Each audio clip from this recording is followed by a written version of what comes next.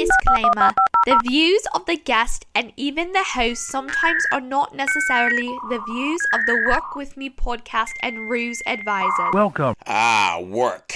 The interview. Preparing for the interview. Picking your final candidate. Going over the offer. On-board training. Being let go. All things work-related from the employee and employer side are fair game here at the Work With Me podcast. Interact with us at workwithmepodcast.com. Email us at bob@ruseadvisors.com or larindy@ruseadvisors.com. Your tough boss is Larindy Ruse. Your slacking employee is Bob Stei. And the fun starts now. How you doing, everybody? Welcome to another episode of the Work With Me podcast. I'm Bob Stei. Larindy Ruse will be joining us very soon. Wow, we've been doing this for a few months now. Kicking butt, taking names, and growing this podcast the best we can. I want to give a big special thanks to our last guest. I actually learned a lot on the last show. Terry Lynn Smith from Giraffes Consulting was on. It's always fun to talk to somebody who's been in HR a long time, so to get the lowdown on what's going on. Plus, if you heard her great story, she has done more planks in 1 hour than I've done in 50 years. So thanks for joining us today. Larindy says we're in for a ride. Ryan Nach, N-A-C-H, and his company's called Knock It Out Music. Knock, I like that. Knock It Out Music. He'll be joining us via Zoom in a few minutes, and she says he is a wild man and to have the 7-second delay button ready. I have not had to use it yet, but via Zoom in a few minutes, and she says he is a wild man and to have the 7-second delay button ready. I have not had to use it yet, but it's nice and polished for things like this. And you are listening to the Work With Me podcast at workwithmepodcast.com, 1023 HD2 KKNH, where classic rock lives. Also, Tick Radio, and I've got a few other people that should be joining very soon as we grow this podcast. And we are brought to you by Divine Design with Elisa French. You know, I've been working with Elisa for a few months now, and I really, really enjoy talking to her. There is so much going on right now that people, let's face it, we don't know what's going to happen anymore.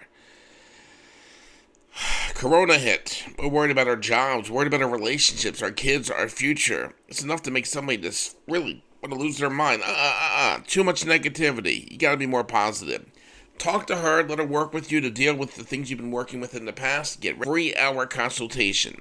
Call or text her 509-638-4329, 509-638-4329, and please tell her you heard about this from the Work With Me podcast. So, Ryan's going to be joining us in a little bit. So, I have a commentary to do today. And what's fun about this is a commentary I wrote back in 2013.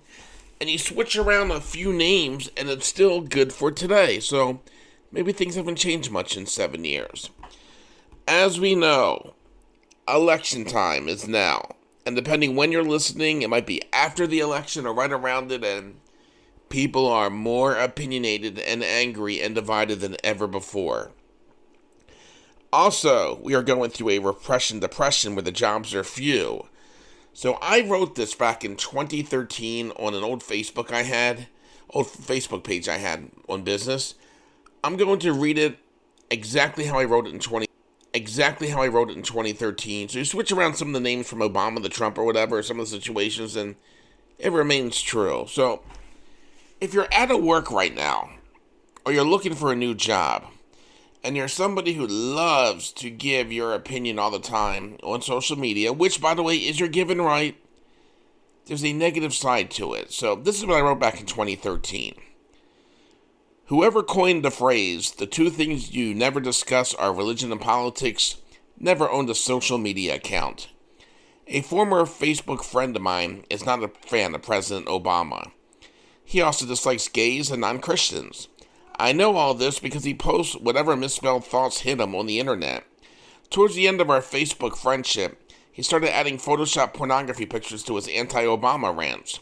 The odd part of all this is he is looking for a new career opportunity. I can tell you that his odds of landing a job can be divided in half. by his wild rants. There's a lot of debate about life in the Facebook community and privacy issues. People used to having an online community to share photos, personal information, and their own audience to vent. Forget that social media is not a right. The Constitution never mentions Twitter. The Bill of Rights doesn't have an Instagram clause. While these sites seem like a necessary evil and become an addictive part of our life, social media pages are not a birthright. And companies do take a peek at candidates' sideshows from time to time. And yes, they do judge.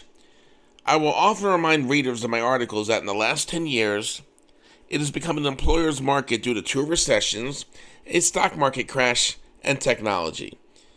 I'm going live again a little bit here. Things never change, do they? That was 7 years ago, and things are back to that again. The hirers have the upper hand and the responsibility of their searches. As a tool to weed out candidates, companies from time to time will take a peek of their social media pages. And all the privacy and block tools you have cannot prevent photos, posts, and information from being found.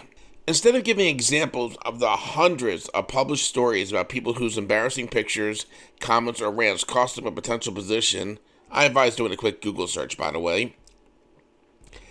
As a recruiter and a business owner, I wanted to share some tips on how Facebook could cost people a potential dream jobs. 1. Politics. Everyone loves to give their opinions, and on Facebook, you can rant to people who agree with you. Now just imagine the boss you want to work for has the complete opposite opinions of you. Will this potential boss use your views for elimination? Do your political posts involve facts or insults?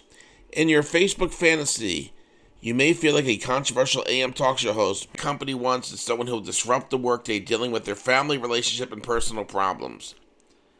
Next, photos. We all love to share photos. I have thousands.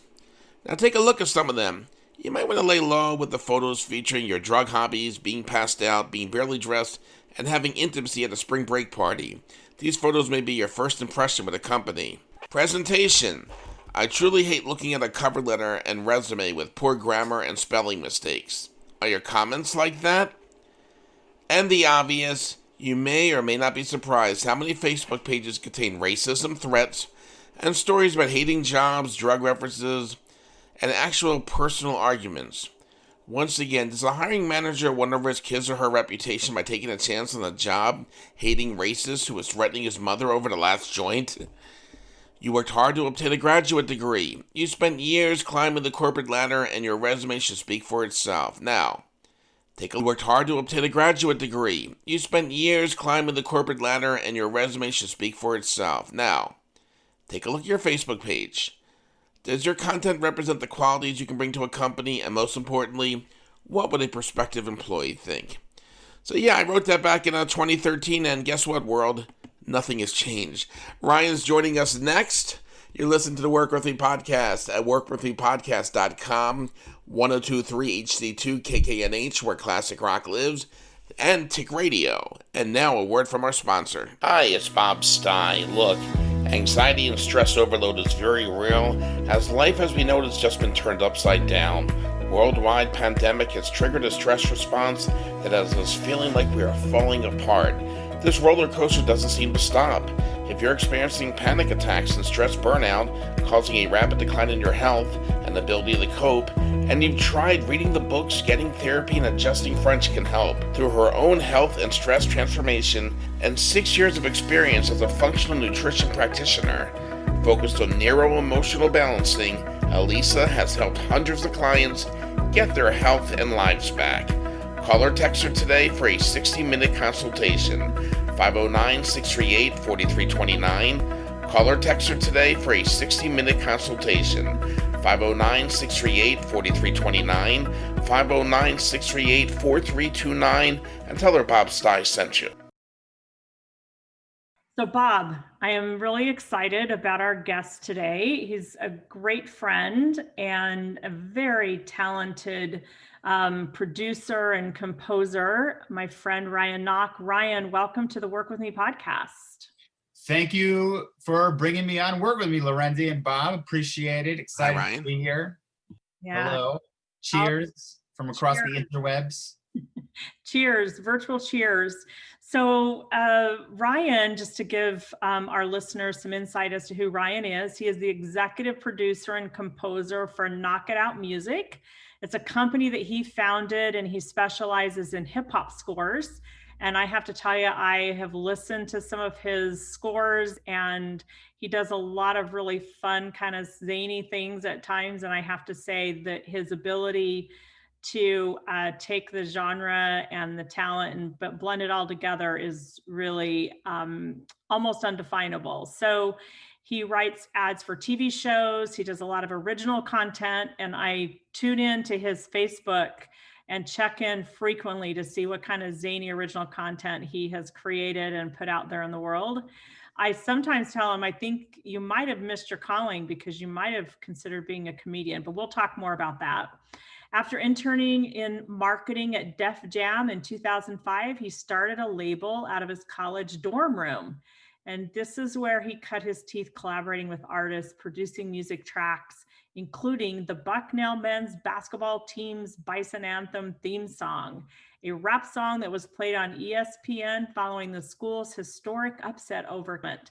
So now Knock It Out Music can be heard in 500 plus episodes of TV, including just a few that you might be aware of: MTV's Catfish, LeBron James Uninterrupted series, the Steve Harvey Show, the NCAA Final Four, NBA games, and highlighting also brands such as Reebok, Adidas, Google, HP, MasterCard, the list goes on and on. So here, all that to say, Bob, we might have a pro in the house today.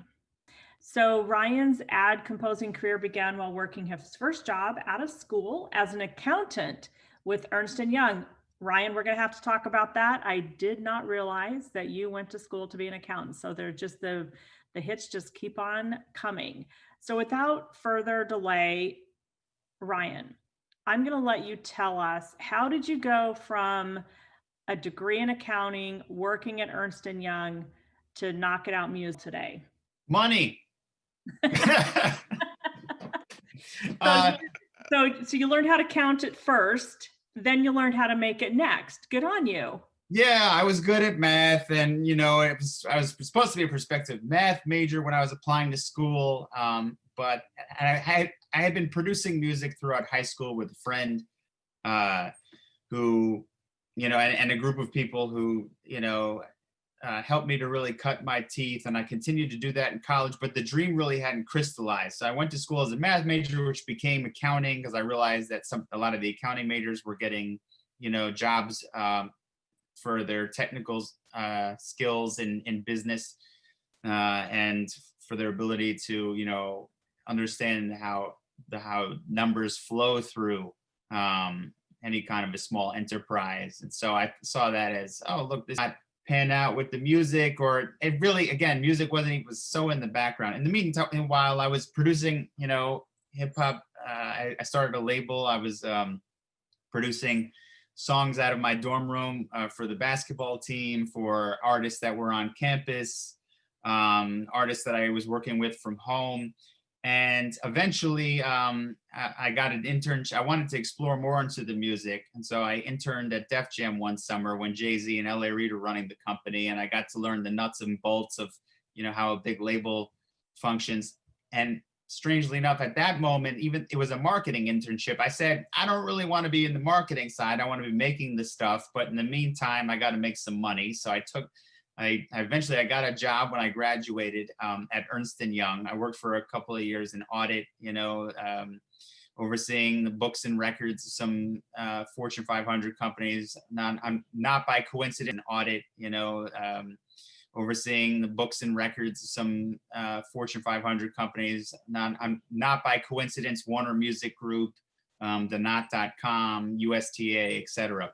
And still producing music at nights and on the weekends, and I was just making a little bit here and there, but nothing to leave my job and make a living from. And then it wasn't until a family friend gave me an opportunity to score a couple of ads that is essential. Really, I have to backtrack a little bit and say the family friend was the head of an ad agency and said, "Oh, maybe you can come into our office and, save us some money on, music for a couple of these ads." I didn't know what I was getting into. So while I was working at my job, my accounting job, I'd be, crunching numbers from 9 to 5. And then at my job, my accounting job, I'd be, crunching numbers from 9 to 5. And then I'd, run to the bathroom stall to take the phone call from the creative director at the ad agency, like, "Oh yeah, I'll have those 2 demo drafts for you done by the next morning,"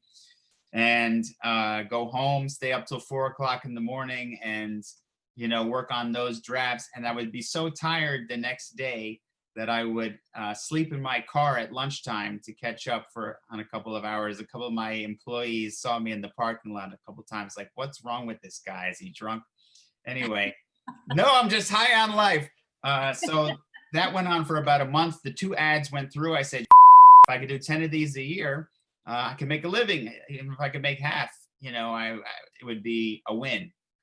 Teacher's salary type of thing. I mean, if I'm working in music, it's a win. So I left my job and, didn't know how hard it was going to be to get 10 jobs a year. So music, it's a win. So I left my job and, didn't know how hard it was going to be to get 10 jobs a year. So continued to pound the pavement, network, found a couple of business partners along the way, some collaborators like Lorendi's husband, Mark, and the rest is history. So so you have the music part that you do, but you curate some of your own content and you put together kind of some short films, I guess you would call them, or short series, short webisodes.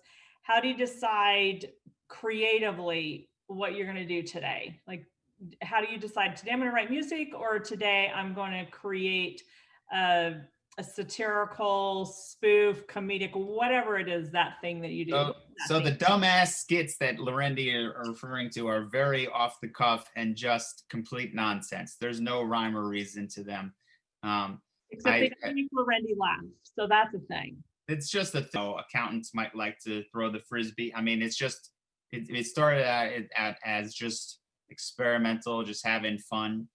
And then it evolved into a marketing tool of sorts. I would say that the inspiration comes from the music that I'm working on at that very moment. It may just be inspired by, I don't know, items in the grocery store aisle or body wash at CVS, because why not? Why not? Just grab items off the shelf and make a skit in the middle of the CVS aisle. I mean, it's not weird. It's wild.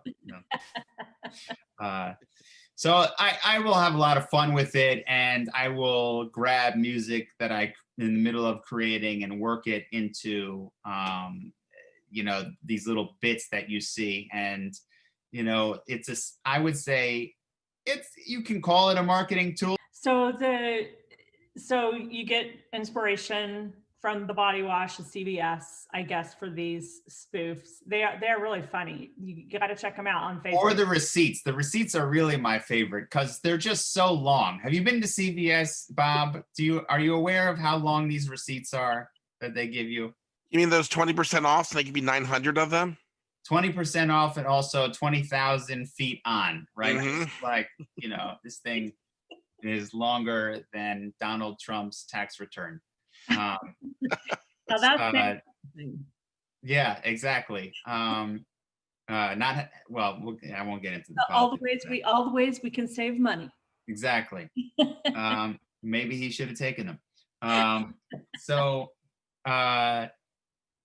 will. There's just little inspirational tools that I find, in life, and I find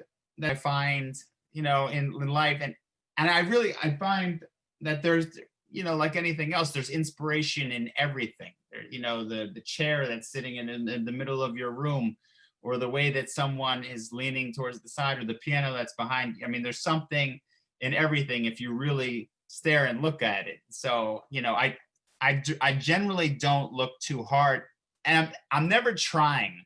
It just kind of comes to me like I'm not going to force something just because I feel like I need to make a piece of content. if there's an idea that I'm like, oh, that's ridiculous, the inspiration just comes and I have to get the idea out as quickly as possible. I generally don't overthink it. And then you just go. Just run with it. Is it the same way with music?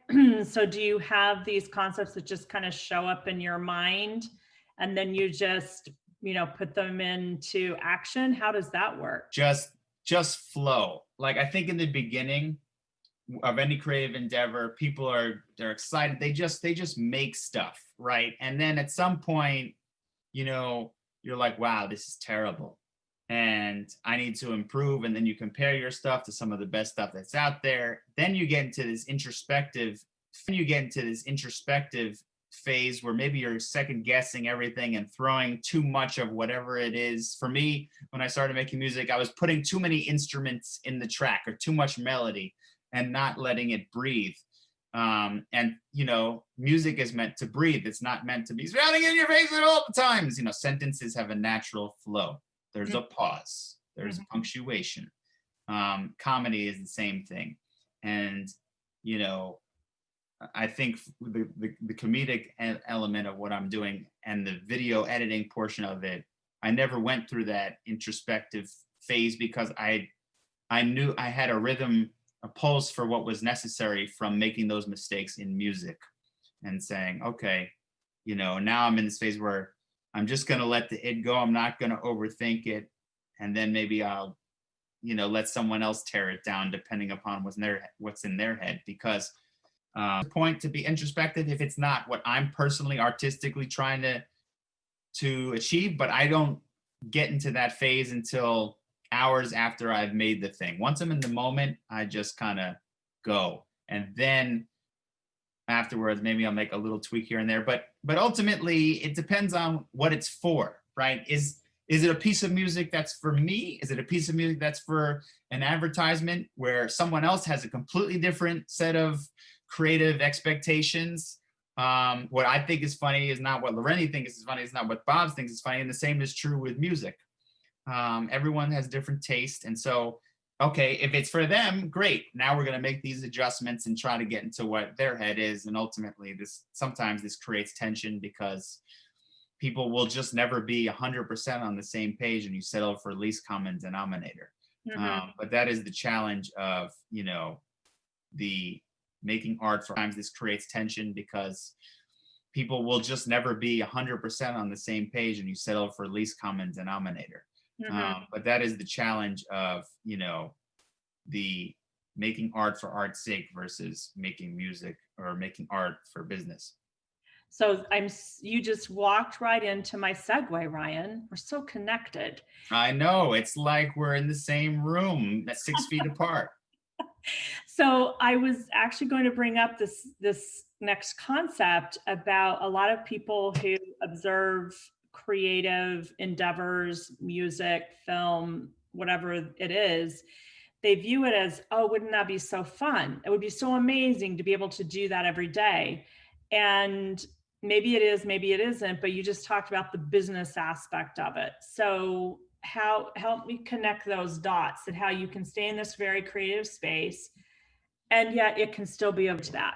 Still learning. Do you know the answer? I'm trying to figure it out. No. I would say that it comes down to when you understand, when you're in the business of art and commerce wins.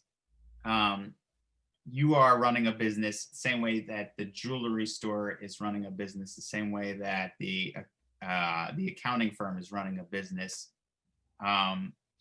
When I first started the thing, you get into this endeavor, the reason that you're drawn to this business is because, oh, look, I get to do my thing, right? My thing, my music, my accounting. I don't have to work for somebody else. You're my podcast, my consulting firm. And you think this is going to be where you spend the majority of your time. And you realize, no, the majority of the time is managing the thing. And about 20% of your time is spent actually, on the product side, or you're hiring out that side. Otherwise, you can't possibly scale. Even if you are, running it, even if you are scaling it, I would say or not scaling it, you eventually something's got to give, because no one knows that you exist, and you have to put yourself out there and advertise and blog and get a web page and do all the things that are necessary to remind people that you exist, even if they know that you exist. Mm-hmm. And so I think I got a little sidetracked from your question, but that became more of my driving force in running the company. That became more of my driving force in running the company, much more than what do I want to do with this music today. The question is, how am I going to continue to do what I love for a living? And the key word there is living. Mm-hmm. And everyone has a different temperature and lifestyle choices. But that is, for me, it's that balance. And hopefully we can take the elements of that which we love, the creative aspects, and we can pour some of that into our networking and our managing the business, our employees, our staff, as we grow and scale. And that's what the Work With Me podcast is all about, is helping and giving ideas to people about how they might be able to do that in a very fulfilling, meaningful, and profitable way. Mm-hmm. Bob, I'm going to turn it over to you for a minute. All right, let me just take a break here because Ryan has me exhausted right now. And I exhausted you, Bob? Now, to my affiliates, one thing you're going to learn is that I know how to use our bleep 7-second delay button. You've given me some good practice today, Ryan, and they'll appreciate it. Because you are listening to the Work With Me podcast at workwithmepodcast.com, 1023 HD2 KKNH, where classic lives, and takeradio.com, where affiliates coming soon.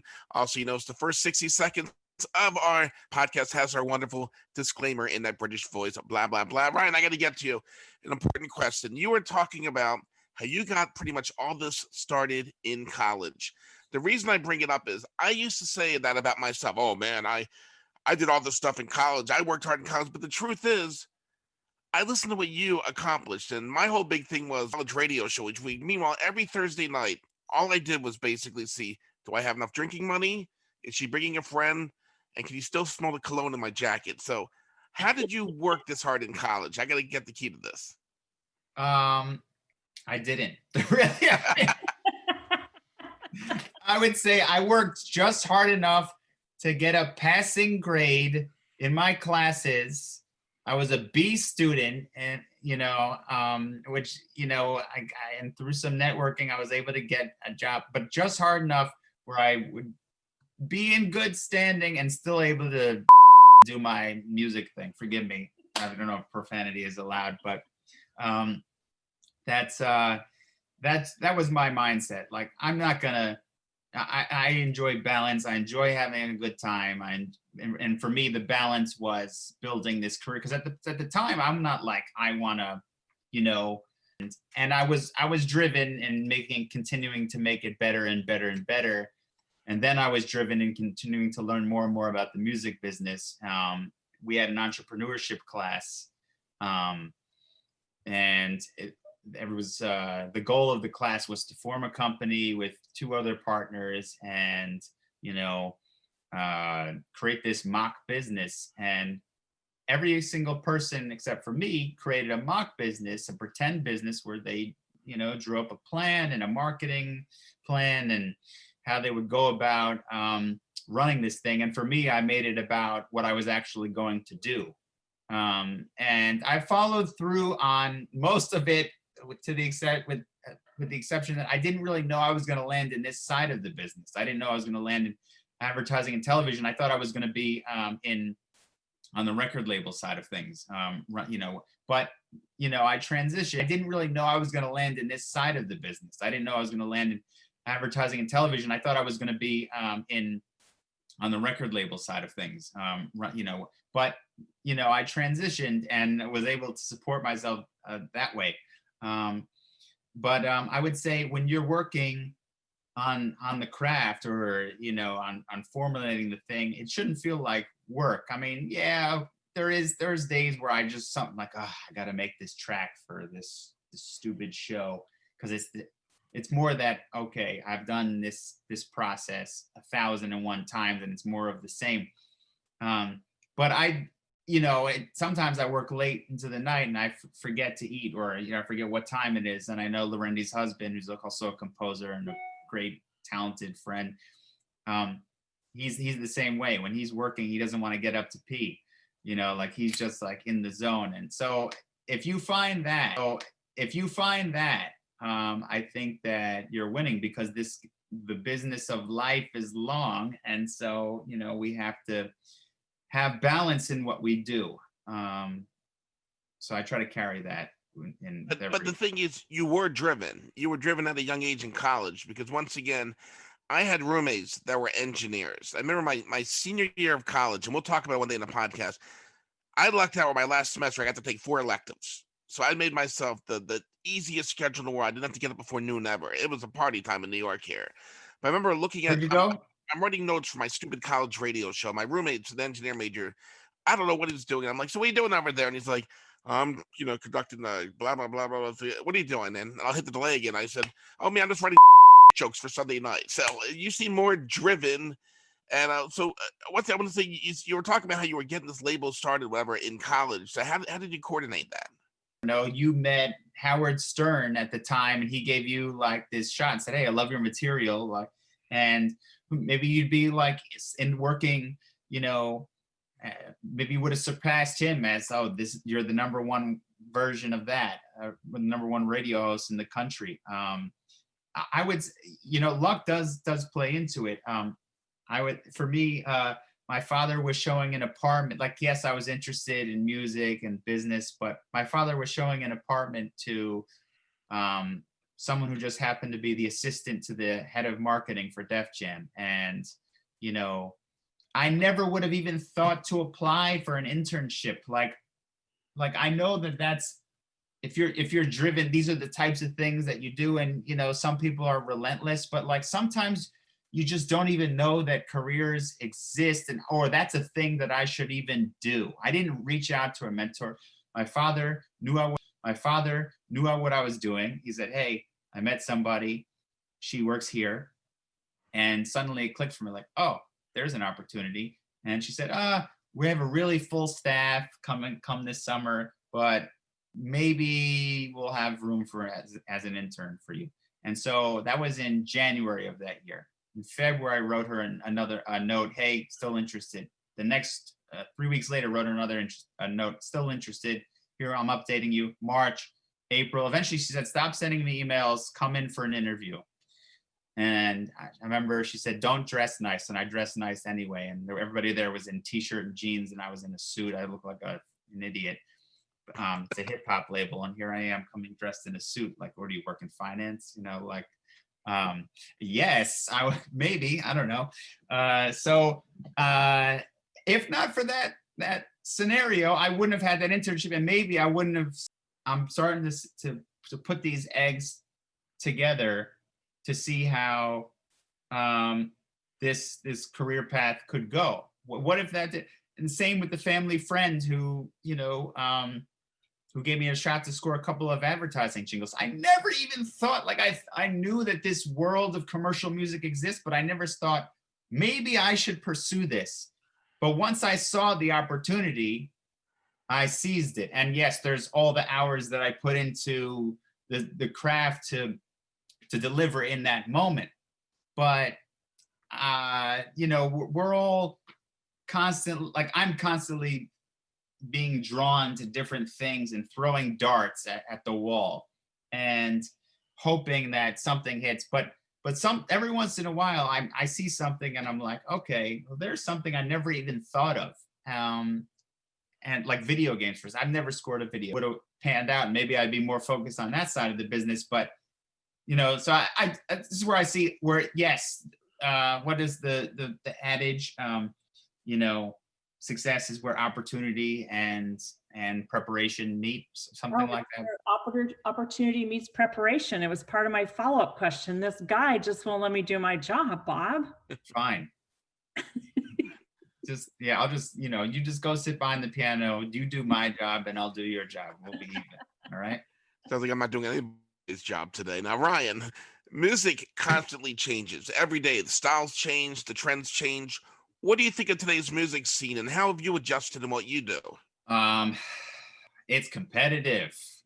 There's 2 million songs, something like 2 million songs being uploaded to Spotify a year. That's about 50,000 a week. And I would say that was a number from a few years ago.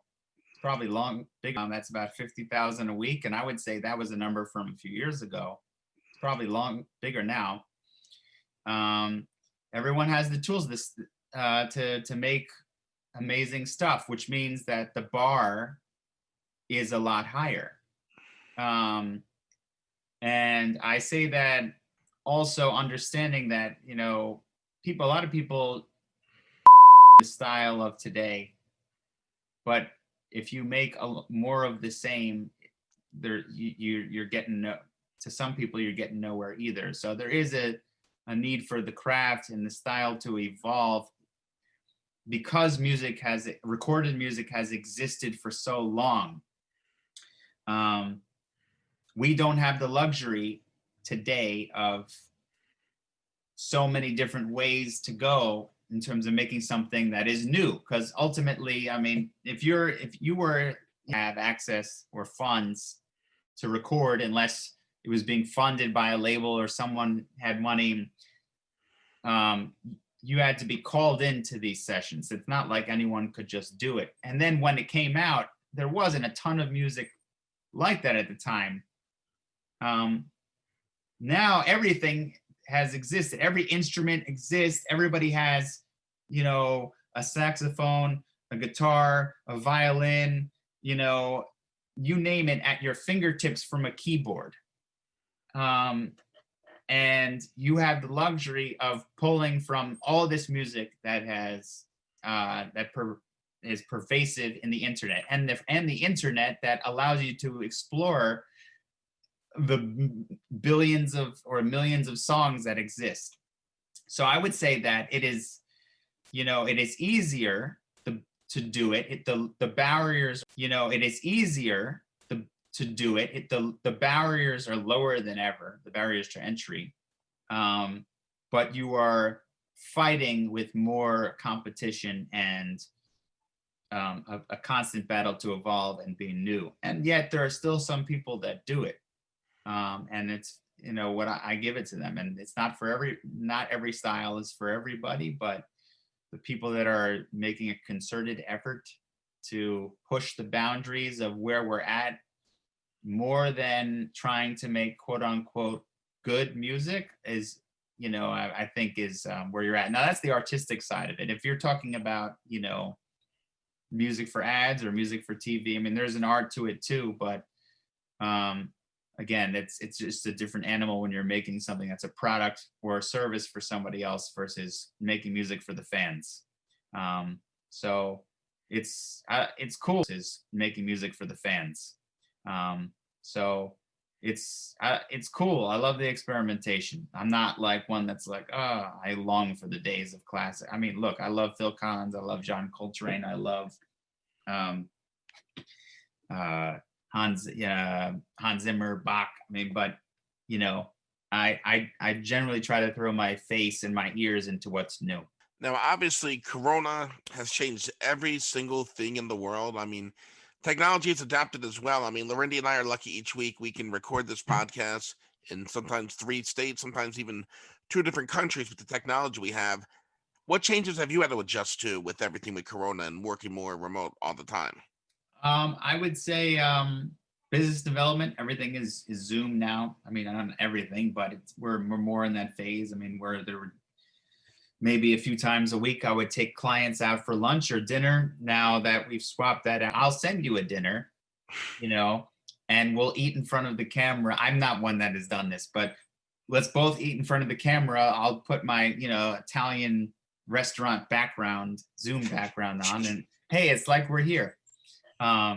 That sounds like a fun, ridiculous video that you could do a whole spoof on. It is, but you have to be, it's very inside baseball. It would only, I mean, because how many people are actually going forward and doing this sort of thing? So, but once that it becomes more of a thing, I would think that it might, other people might find it funny. And then you could get sponsors, right? Like you could get restaurants to sponsor your, ad.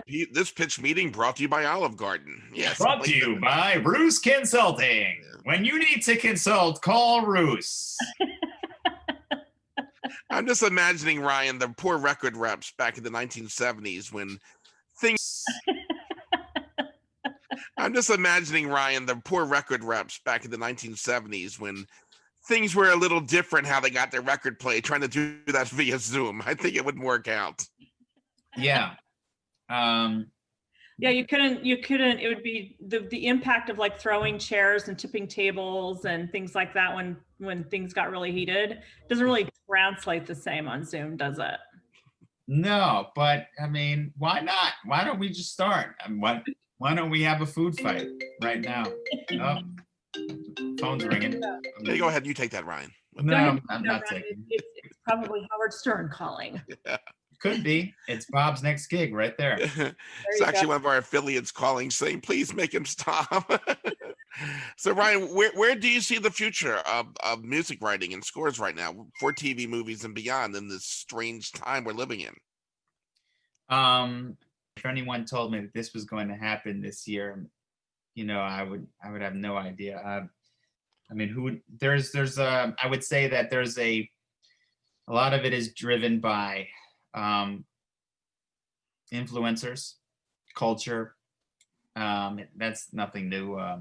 You have before you used to have some musical talent, and then you would try to get a following, and now you have a following, and we can, then you can try to get some musical talent behind you, because influencers are driving the conversation.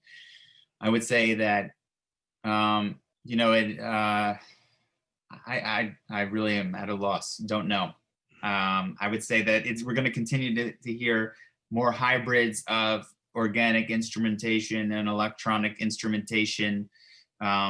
Hip hop dominates the charts. Going to go away 10 years ago, but it still continued to make its way into other genres. In pop, I mean, and we see that beyond the United States, you have the biggest group in the world is BTS, and you can't deny their hip hop influence. Even though they're pop singers, they're singing over, hip hop beats. I think that the kids today are smarter than all of us. They know what's going on. They don't need a label. They will figure it out themselves. Yes, there will always be a need for labels, but there's people that are really figuring out a career for themselves without any major force behind them. And then those labels are then seeing the success and saying, hey, here's a deal now. But that's nothing new. I would say to continue to watch the international scene develop. The barriers for everyone to get into the business are lower, and you could have an artist in Vietnam who just blows up from a song. I just saw some influencers singing the other day. This guy from, I want to say he was from Vietnam, but I could be wrong. It's an Asian country, and he's singing numbers like 1, 2, 3, 4, 5, 6, and it's like it's so gimmicky, but it's really catchy at the same time. I have to share this person with you when we get off the phone call. It sounds like someone you would produce because you're a numbers guy with music too. Can I actually pull him up, because you'll hear it and you'll know exactly what I'm talking about. Sure. 93, 94, 95, 96, 97, 98, 99, 100. How far do they count in that song? Somebody already did 99 red balloons. Yeah, this guy does every number, so that's irrelevant. Okay. I gotta find his name, but I mean, it's amazing that these, like, for me it was a gimmick, and I bet you somebody signed this guy and produces him. And there you go. So Ryan, you talked about perpetual learning. One of the things that you said that I loved is that the business of life is long. And one of the other things that you talked about was, we have to evolve and be good at what we do in order, okay, the barrier to entry may be low, but the sustainability and the persistence really is key. So how have you pushed your personal boundaries to stay in the game and stay fresh and stay relevant? He's pushing himself aside, folks. Yeah, I'm just pushing the boundaries of the way I was sitting just now. Sometimes I definitely get in my own head when I'm in the middle of creating something, but pushing the boundaries, I think collaboration for certain. When you work with somebody on something new always comes out. Someone else might hear melody and that could inspire them to add on to that melody in a way that you never thought was possible. And maybe I had that in my head, but maybe I wouldn't have let it stay if not for that person saying, I like that, never thought was possible. And maybe I had that in my head, but maybe I wouldn't have let it stay if not for that person saying, I like that, do that again. And so, now this becomes its own, it morphs into it's like music is like a Ouija board. You're just like, I didn't know I was gonna go there. Like that's and for our conservative listeners in the audience. Exactly. Try to wrap your head around that. Yeah. That's one way I try to push the boundaries, listening to forcing myself to listen to music that I'm not generally in love with. Like I will, if there's a natural resist, like when you hear music that you don't like, or whether you're on the radio or you're watching TV, something's abrasive. Why is this in front of me right now? Maybe someone didn't give it that much thought to it, but I bet you they did. And if I'm listening to it, if it got to me, it inspired somebody else. So now I'm like listening, what is the thing about this? And then it just goes into the mental Rolodex of like, oh, this thing exists. I'm aware of this set of creativity. For jazz was like that for me initially. I had a real distaste for it. Maybe it's the dissonance. And then my friend was like, no, this is what you got to listen to. And I think just like forcing myself to listen to it over and over again. And then to me, it's like vegetables. And you grow to like it. I now look forward to Brussels sprouts. That's a way that I continue to push the boundary, asking for creative feedback. I mean, it's, sometimes I just don't like to hear it, but I will feedback. I mean, it's, sometimes I just don't like to hear it, but I will initially be averse to it. And then I will let it seep in. And so what are you talking about? No, it doesn't suck. Oh yeah, it does suck. All right, cool. Let's change it. Boom. Hey, now I discovered something.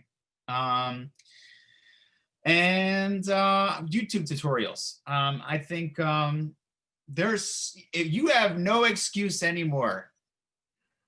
Not that I don't know anyone ever had an excuse, but to not learn music theory, music production from your home. It can be difficult to curate it. There's some really great teachers, Rick Beato, Christian Henson, there's another guy Michel Moore. All these guys are basically blogging all day. Hey, this is my process. And they're fantastic, well-produced YouTube tutorials.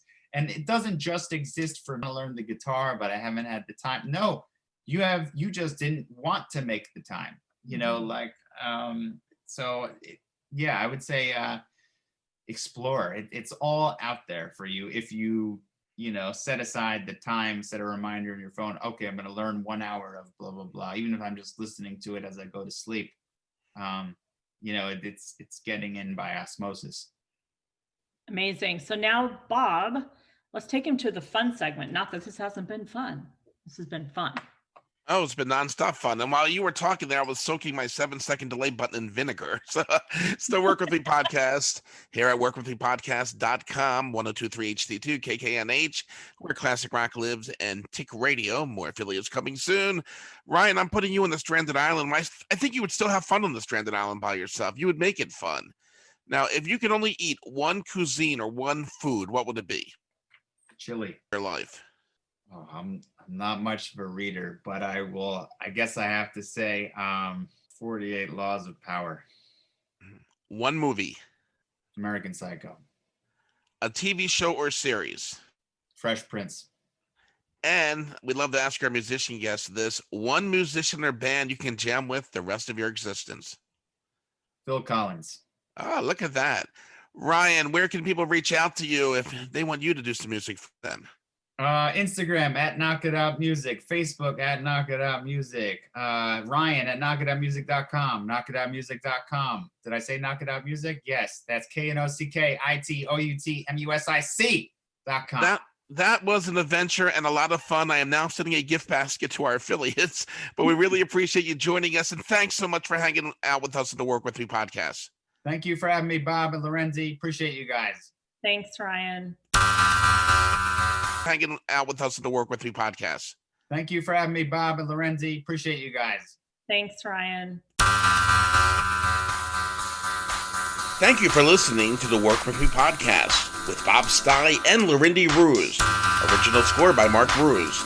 The show has been edited and produced by Bob Stei. If you have a comment, would like to advertise, be a guest or an affiliate of the Work With Me podcast, email bob@ruseadvisors.com. Copyright 2020 Ruse Advisors.